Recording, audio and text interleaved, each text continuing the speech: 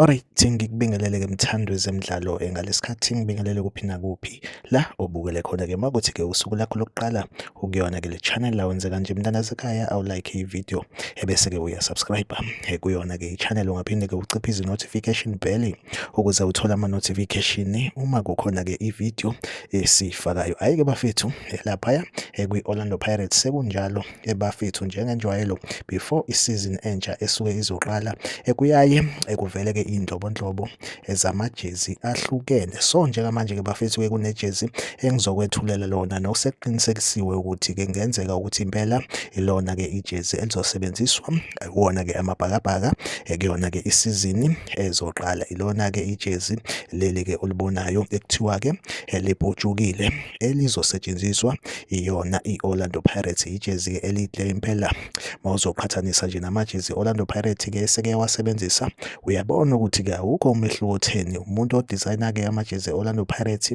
impela usayibambe ngakho, kodwa-ke esingakujabulela manje ukuthi-ke mhlambe makuphuma i-away jersey mhlambe-ke kuphume u-white sike siphume kulento ka-green jersey. Like ivideo, usubscribe kwi-channel, ungaphinde-ke futhi ucommente kwi-comment section ungitshele ukuthi wena ulibona kanjani leli jezi ekuthiwa-ke libhutshukile le-Orlando Pirates. Asihlangabezane kwivideo elandelayo.